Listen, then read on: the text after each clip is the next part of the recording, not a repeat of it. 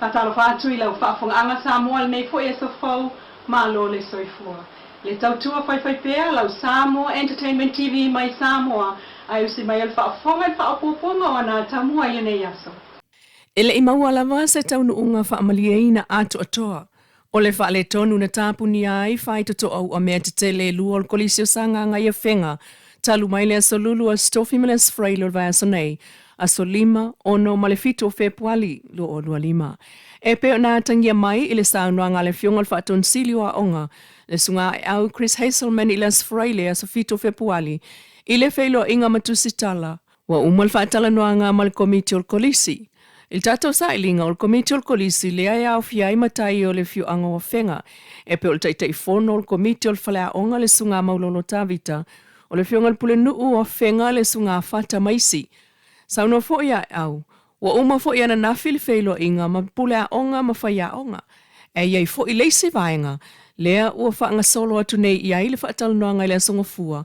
E pe o sui mai i tū malo e wha o lo a onga o la tau walo. I le kolisi leo sanganga. O le aso mafua le la sau ni, ia o la ato e fo i le simato whenua inga. O la tau sanga ia iai uma, ia le komiti mai i whenga, ia manu uma e tono sanganga. Leo talo e la fiona li mista, ia simato whenua inga, ia na iele le manatu a nga papea a wai uma, ia sui le mato whenua inga nei tae. Ia e mau ai nei le a foi. Le for na tau ia ai peta le la mato feiloa i nei la sulfua ia mata pena tu loa mo le fa mo ai to ia le a uma na to ia fana i le vai asolea ile umana le feilo inga male pulea onga mafaya onga saunua au o fautua ina ilo e toia ele onga le songfua o iluma mo nita e fo ina mato feiloa ma le fiona le taipule ma le ainga faya onga ya na ave fo ile le fautuanga ya wa fo ile toia matalia o a onga fana ile songfua le vai aso asau ya o aso ia tolu ia na misi ne vai aso aso lulu astofi ma las farele ia o la ato e whaunga ai aso mua e tolu ia mo le tuanga le kuata mua. Ai, kauan koe make-up aso ia o ngā lea na misi o nei whamua ia lewa talia fo ia e whaia onga ia le whamua nei. O le au tātou tuliloa pēr tau o mangol whilo inga maleitu malo i se taun unga while mu o le pulengol kolisi o sanganga. Pei o na mōli mawina, e le teitei whono le tātou whaatalanoanga o mea uma ia sa mai aso alau pule le vā, o le komiti ma le pule a onga i le asolua. Ma maali lia whaatasiai o le a ngai iluma, ma ave fo i le lātou whaamanuia i le pule a onga mōla na ngā luenga o le lua o lua 5. Aina whaate ia le komiti i le whaalinga mta ngā luenga o a onga, i le asolua lava lea e toe tōlo pō lea e o sa ngā mō se taimi. O isim ta upuna fua i le FSS i ul komiti ma le pule o kolisi e pe una ta uel taitei fono o tupe mau e so tanga i le PTA ma le cantina le aonga. Ai o le mta upula vai a tau le whanua, sa whautua ina fo i le pule aonga i le nafa ale tonu tau le whanua o iel kolisi. O le mta whaioi lava le nā ia al komiti o le kolisi ma le afio anga o whenga. Peita e manuia le tulanga tau whaamsinonga o le whanua, o manu malole nuu i le apili o Novema lua o lua wha, ma solonga manuia i loa tūlanga o le whalea onga o lo oilunga o lea whanua. Peita imta upulava i le vā o le komiti ma le pulea onga mai lua o lua wha lea, na maua i le whailo inga, a le komiti ma le pulea onga i le aso lua o le vai aso nei, i le umane o le fono o le fiu anga o whenga.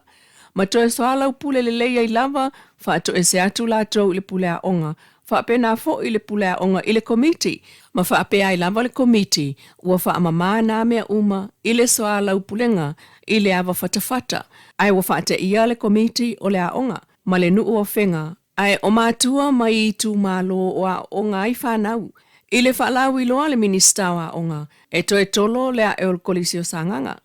Peitai, o le asongafua, le o le atoia e ai le kolisi le nei, e silia le tolu se lau teine, matamata lavou, mai i tū mālo e whao sanganga o loa o oinai. Ua whaamanino mai el taitai o le mālo o le whiungal pāle mia Fiame nao mi mita awha. Le winga o le visa sa o loto lea na ia sainia, ma le sui o le mālo saina i Samoa e se taimele i mamau atu. E mawhaifoio na whaupopo lea vai tau e o atu i le iwa sifuru o aso. Petai i le malienga na sainia i le masina te nei.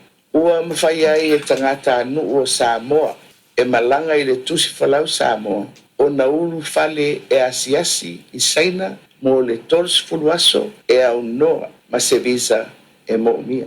E mawhai foi o na whaupopo le vaitau e nofo ai i saina e o atu i le ibas fuluaso. Mo tātou i Samoa, o loo ai ia i tu la fono o whemalanga inga luas fulu.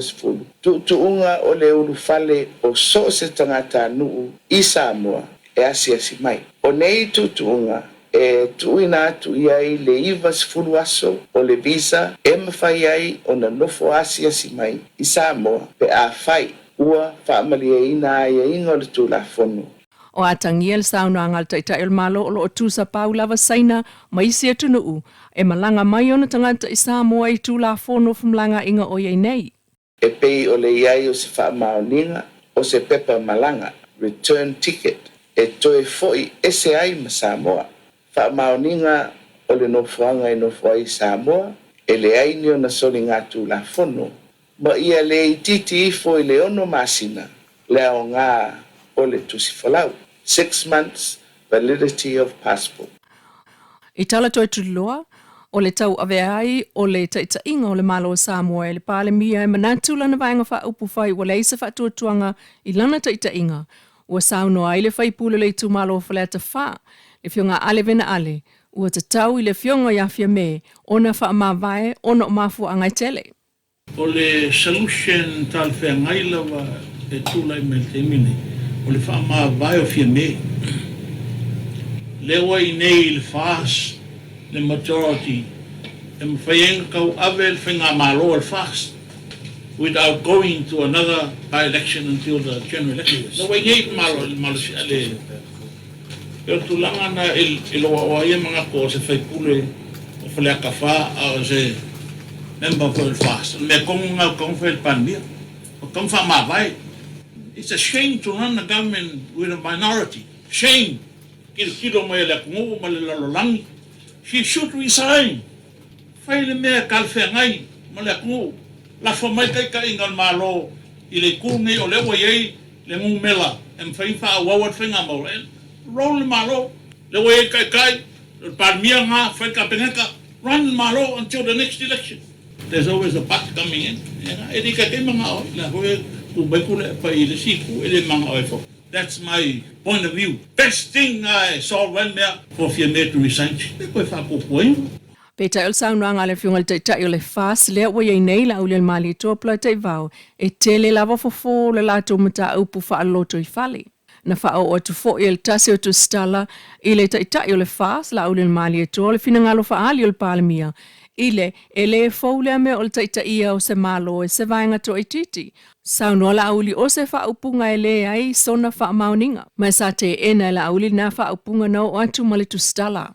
Tali mo mua tu le mele le siri le fo o se matua fi siri tu la fo I na tari fa pena e le se malo la lo le lai run to minority. To fi siri Amerika Australia ma New Zealand sa se me fa pena tu. Sa mo fo e se me fa pena tu. Le ai se temi run na se minority se malo. Awal temi tu po mena temu fa tape pal mene e o fenga palo. Le ele te ke ta kamen. Au na le temi ele fa punga na wana se vaenga me ke te kalmalo. Sero puna ele fo ona fea na ele menantu. Ela le matou te anga yetu. Lango le vaisua ton wana le matou mena fasa. We are the government of the day and we have the majority and rule malo. Au leta wa betangata wa bese malatou la ia e mana o tamfa tu langa me tonu le tauna. Talana o le nei astonai. Manuel alo atu le sapati to e felo I foi. Ila songo fuol vai es fo e fa soi foi.